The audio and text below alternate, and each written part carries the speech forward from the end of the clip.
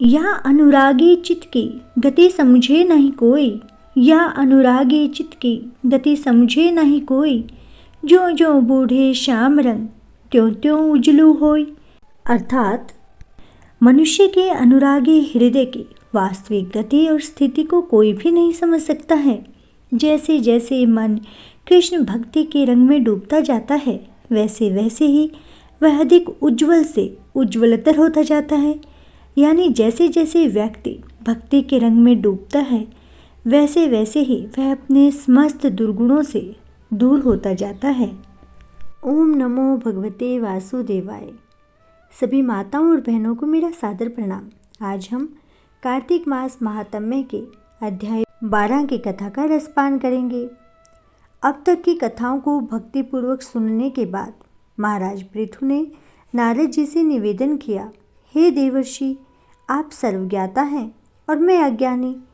अब आप कृपा करके संतान वृद्धि तथा सुख संपत्ति देने वाली महाविद्या, महामाया, महामेघा, महासमृति, महामोही, महादेवी, महाईश्वरी तथा सर्वेश्वरी अहोई देवी की उत्पत्ति तथा इनका व्रत कब और कैसे किया जाता है, इसके बारे में हमें विस्तार पूर्वक बताइए।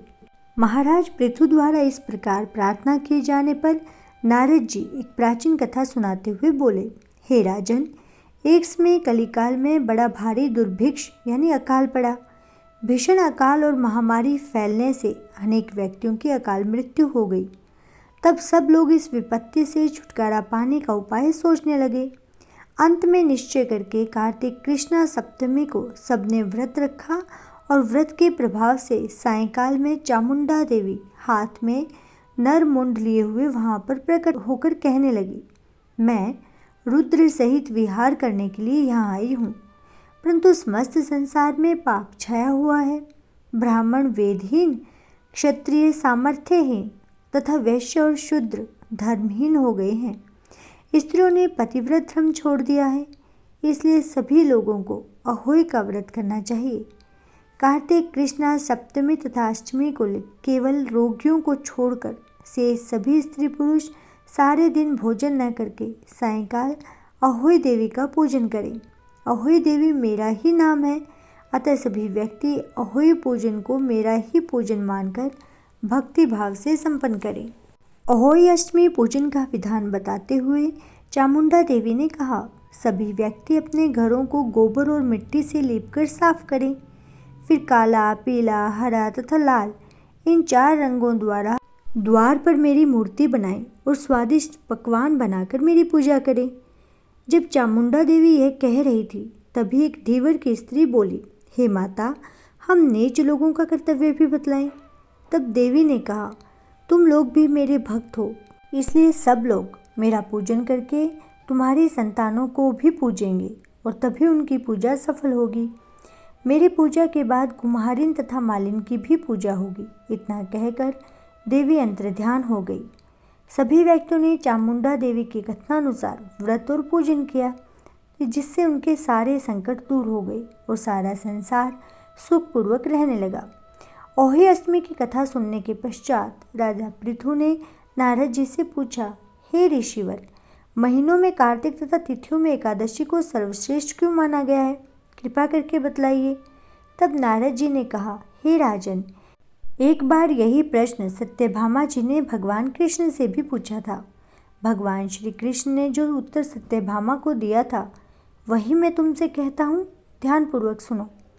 एक समय सत्यभामा जी ने श्री कृष्ण जी से पूछा, हे प्राणनाथ, जब सभी मास और तिथियां बराबर हैं, तब कार्तिक मास और एकादशी तिथि क्यों सर्वोत्तम मानी गई है? तब श्री कृष्ण जी ने कहा कि हे प्रिय, शंख नामक एक दैत्य समुद्र का पुत्र था। वह दैत्य इतना बलवान था कि उसने इंद्रादि देवताओं को स्वर्ग से निकालकर उनका स्थान स्वयं ग्रहण कर लिया था। सब देवता उससे भयभीत होकर अपने बाल बच्चों सहित पर्वतों की कंदराओं में चले गए थे।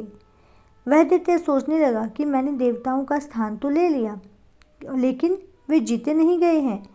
ऐसा प्रतीत होता है कि देवता वेद मंत्रों से बलशाली हो गए हैं। अतएव मुझे मंत्रों सहित वेदों का हरण कर लेना चाहिए। जब उसने ऐसा विचार किया तो वेद डर के मारे समुद्र में जाकर छिप गए। ब्रह्मा आदि सब देवताओं ने संसार को वेद विहीन देखा तो सभी देवी देवता भगवान विष्णु की शरण में गए। श्रेयसैया पर भगवान को निद्रा मग्न देखकर सभी देवता उन्हें जगाने के लिए स्तुतियाँ, भजन, कीर्तन और गायन वादन आदि क्रियाएं करने लग गए। ऐसा करने के उपरांत भगवान श्री विष्णु के जाग जाने पर सभी देवताओं ने आह्वान, आसन, पांग्य, अर्घ्य, आचमन, स्नान, वस्त्र, यज्ञोपवीत, चंदन, पुष्प, धूप, दीप, नैवेद्य, तांबूल और प्रदक्षिणा तथा नमस्कार द्वारा भगवान विष्णु का पूजन किया। तब विष्णु भगवान प्रसन्न होकर देवताओं से कहने लगे, हे देवताओं, मैं तुमसे प्रसन्न हूँ, अतएव शंख आदि दैत्यों को मारकर मैं चारों वेदों को शीघ्र ही ले आऊँगा। परंतु आज से वेद बीज मंत्रों सहित कार्तिक मास में जल में निवास करेंगे। अतएव कार्तिक के महीने में जो कोई भी जल में स्नान करेगा उसको यज्ञ करने के समान फल प्राप्त होगा और उसके समस्त विघ्न भी दूर हो जाएंगे। हे देवताओं, आज एकादशी के दिन आप सब ने मुझे जगाया है, इसलिए सब तिथियों में एकादशी की मान्यता अधिक होगी। वस्तुतः कार्तिक तथा एकादशी का व्रत मुझे अत्यंत प्रिय है।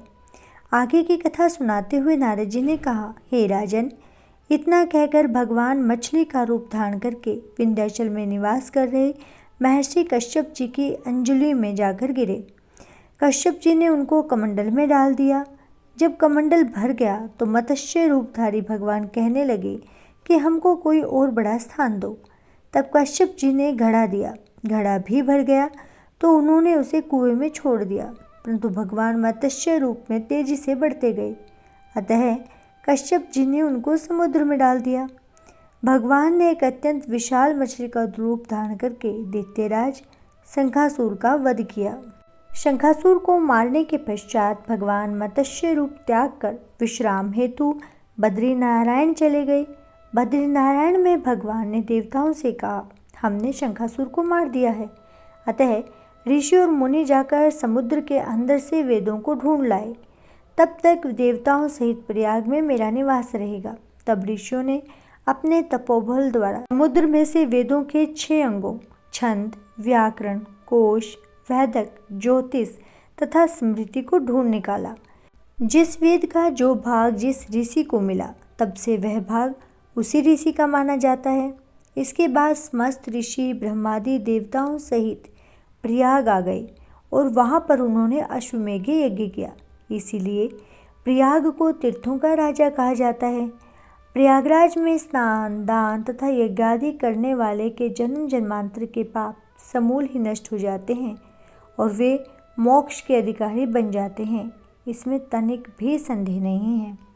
इसी के साथ ही कार्तिक मास महात्म्य की अध्याय 12 की कथा संपूर्ण होती है। आशा है आपको ये वीडियो अच्छी लगी होगी। यदि आपको ये वीडियो पसंद आई है तो प्लीज़ अपने इस चैनल को लाइक करें, शेयर करें तथा सब्सक्राइब करें।